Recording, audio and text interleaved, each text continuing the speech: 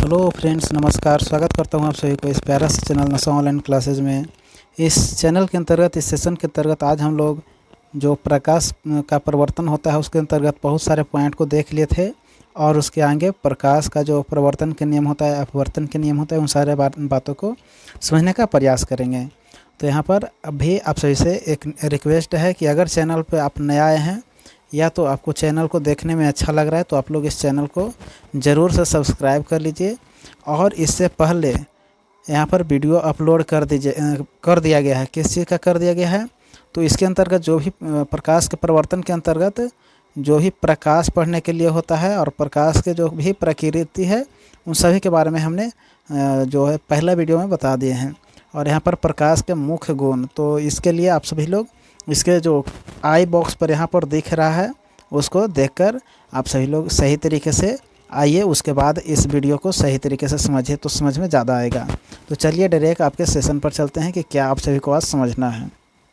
तो आज हमें प्रकाश के परिवर्तन के नियम को सही तरीके से समझना है कि प्रकाश का परिवर्तन जो होता है वह क्या होता है। उसको अंग्रेजी में कहते हैं रिफ्लेक्शन ऑफ लाइट, यानी कि प्रकाश का परिवर्तन। इसका परिभाषा होता है कि जब प्रकाश किसी चिकनी सतह जैसे कि दर्पण, तो कह सकते हैं कि चिकनी सतह से टकराकर उसी माध्यम में, यानी कि जिस माध्यम से प्रकाश गया है उसी माध्यम में वापस लौट जाता है, तो इस घटना को हम प्रकाश का परिवर्तन कहते हैं।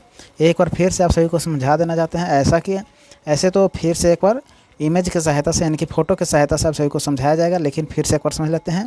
जैसे मान के चलिए कि ये कोई दर्पण है और यहाँ पर से हमने प्रकाश दिया है, तो इसके बाहर ही इस प्रकार से, जैसे कि यहाँ पर गया और फिर इससे वापस लौट जाता है, तो इसे हम लोग प्रकाश का परिवर्तन कहते हैं। जैसे कि यहाँ से प्रकाश गया है और यहाँ पर से बाहर वापस चला आएगा। अब इसका उदाहरण क्या है? तो हम लोग जब चेहरा को देखते हैं तो चेहरा दिखता है यही प्रकाश के परिवर्तन के कारण। किस प्रकार से? हमारे चेहरे पर से जो प्रकाश हमारे चेहरे पर रहता है वह दर्पण पर पड़ता है और दर्पण के बाद बाहर ही लौट जाता है, तो इसी प्रकार से हम लोग अपने चेहरे को दर्पण में देख पाते हैं। आगे है कि पानी में वस्तु का प्रतिबिंब, यानी कि पानी में वस्तु का प्रतिबिंब किस कारण से बनता है? तो वही प्रकाश के परिवर्तन के कारण। तो आप सभी को समझ में आया होगा। आगे लिखा गया है कि इसका प्रमुख जो बिंदु है वह क्या क्या है। तो इसके अंतर्गत पढ़ना है आपतित किरण, परावर्तित किरण, आपतन बिंदु और अभिलंब, आपतन कोण, परावर्तन कोण। तो इन सभी को हमने पीछे की कक्षा में पढ़ा दिए थे सही तरीके से। आज इस वीडियो में नियम को पढ़ना है। फिर से एक बार देख लेते हैं कि क्या होता है। तो आपतित किरण होता है जो किरण दर्पण पर गिरता है उसे ही आपतित किरण कहते हैं। परावर्तित किरण जो किरण टकराकर वापस लौट जाता है। और आपतन बिंदु जहाँ पर किरण दर्पण पर गिरती है तो उसे ही आपतन बिंदु कहते हैं। और अभिलंब क्या है? तो आपतन बिंदु पर खींची गई काल्पनिक लंब को अभिलंब कहते हैं। आगे है कि आपतन कोण क्या है? तो आपतित किरण तथा अभिलंब के बीच में जो कोण होता है उसे ही आपतन कोण कहते हैं। और एक परिवर्तन कोण होता है। तो परावर्तित किरण और अभिलंब के बीच में जो बिंदु होता है या तो कोण होता है उसे ही हम लोग परावर्तित कोण कहते हैं। तो ये सारे हम लोग पीछे के क्लास में पढ़ चुके थे। अब हमें क्या देखना है? तो मेन मुद्दा हम सभी को प्रकाश का परिवर्तन के नियम को समझना है। तो यहाँ पर प्रकाश के परिवर्तन के नियम लिखा गया है कि जब प्रकाश किसी चमकदार सतह जैसे कि दर्पण कह सकते हैं, तो चमकदार सतह से टकराकर वापस उसी माध्यम में लौट जाता है, तो इसे ही प्रकाश के परिवर्तन कहते हैं। एक बार फिर से समझ लेते हैं। जैसे कि कोई प्रकाश यहाँ पर आया, इस दर्पण से टकराकर फिर से वापस उसी माध्यम में लौट जाता है, तो इसे ही हम लोग प्रकाश के परिवर्तन कहते हैं। यानी कि ये जो आकार है, आकृति है, वह प्रकाश के परिवर्तन को बनाया गया है। आगे है कि परावर्तन के जो होता है नियम, वह दो नियम है। कैसा नियम है? तो सबसे पहला नियम है यहाँ पर प्रकाश के परिवर्तन के दो नियम के अंतर्गत हम लोग देखेंगे। तो पहला नियम है कि आपतन कोण हमेशा परिवर्तन कोण के बराबर होता है। यानी कि आने वाला कोण, जैसे कि यहाँ पर ये वाला कोण इस प्रकार से मान के चलिए कि यहाँ पर एक अभिलंब है, सीधा से यहाँ पर अभिलंब है, तो ये कोण और ये कोण आप सभी को फोटो के माध्यम से समझाएंगे। यहाँ पर सही तरीके से इमेज नहीं बन रहा है। तो आपतन कोण और परावर्तन कोण दोनों आपस में बराबर होता है। सरल भाषा में कह सकते हैं कि जो कोण बनाकर प्रकाश दर्पण पर गिरता है वही कोण बनाकर वह वापस लौट जाता है। या तो इसको और एक सही तरीके से शॉर्ट रूप में कि आपतन कोण और बराबर में परावर्तन कोण होता है। ये होता है पहला नियम। सूत्र एक होता है। सूत्र क्या होता है? तो आई और बराबर में आर होता है। अब नीचे लिखा गया है कि आई आर क्या है? आई जो है आई जो है आपतन कोण है और आर क्या है, तो आर जो है वह परावर्तन कोण है।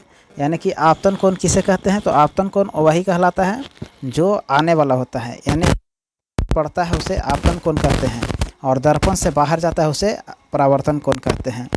तो यहाँ पर ये लिखा गया है। तो इसका सूत्र क्या होता है, आई बराबर में आर होता है, यानी कि आपतन कोण बराबर में परावर्तन कोण यहाँ पर लिखा हुआ है। आगे उदाहरण के माध्यम से हम लोग समझ सकते हैं कि अगर प्रकाश 30 डिग्री के कोण पर दर्पण पर गिरता है तो वह 30 डिग्री के कोण पर ही वापस लौट जाएगा। इसका सटीक तरीके से कहने का मतलब है। आगे दूसरा नियम है, और दूसरा नियम क्या कहता है उसको समझ लेते हैं। दूसरा नियम में लिखा गया है कि आपतित किरण, परावर्तित किरण और अभिलंब तीनों एक ही समतल में होता है। या तो फिर से कह सकते हैं कि प्रकाश के आने वाली किरण, लौटने वाली किरण और बीच में खींची गई सीधे जो रेखा जिसको अभिलंब कहते हैं, एक ही समतल के एक ही बिंदु पर होता है। यह दूसरा नियम है। इस प्रकार से कह सकते हैं कि आपतित किरण, परावर्तित किरण और अभिलंब एक ही तल में होता है। इसका सही तरीके से अध्ययन है। तो चलिए इसे आगे प्रकाश के परिवर्तन के नियम जो कि हमने समझ लिया है, अब इसके बाद इमेज की सहायता से समझ लेते हैं। इमेज यहाँ पर ये है। इमेज में लिखा गया है कि प्रकाश के परिवर्तन के नियम है। पहला नियम क्या कह रहा है कि आपतन कोण यानी कि आई और बराबर में परिवर्तन कोण, जितना कोण से प्रकाश गिरता है उतना ही कोण से वह परावर्तित हो जाता है। यानी कि जितना कोण से यह आया है उतना ही कोण से यह बाहर जाएगा। ये पहला नियम कहता है। आगे दूसरा नियम है कि आपतित किरण, परावर्तित किरण और अभिलंब तीनों एक ही समतल में होता है।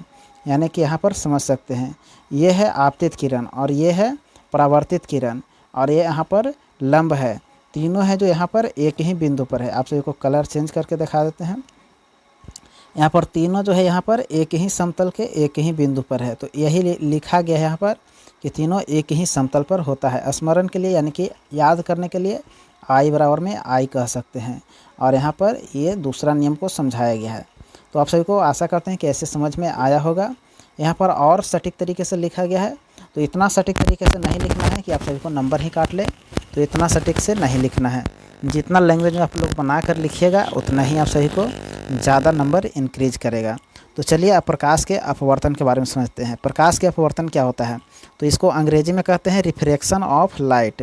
रिफ्रैक्शन ऑफ लाइट यानी कि प्रकाश के अपवर्तन। यह तब होता है जब प्रकाश एक माध्यम से दूसरे माध्यम में जाती है, जैसे कि हवा से पानी या कांच में जाता है और उसकी दिशा बदल जाती है, तो प्रकाश का अपवर्तन कहलाता है। यानी कि एक माध्यम से प्रकाश एक माध्यम से दूसरे माध्यम में जाता है और अब अपने पूर्व पथ से विचलित हो जाता है, यानी कि बदल जाता है। तो उसे ही हम लोग प्रकाश के अपवर्तन कहते हैं। आप सभी को समझ में आया होगा। जिस प्रकार से प्रकाश के परिवर्तन के दो नियम होता है, उसी प्रकार से प्रकाश के अपवर्तन का भी दो नियम होता है।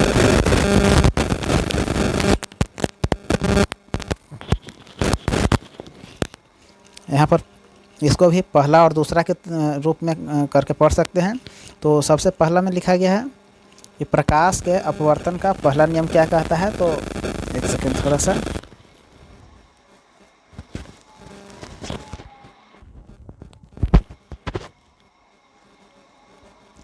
यहाँ पर पहला नियम लिखा गया है कि आपतित किरण, अपवर्तित किरण और अभिलंब ये तीनों एक ही समतल पर होता है।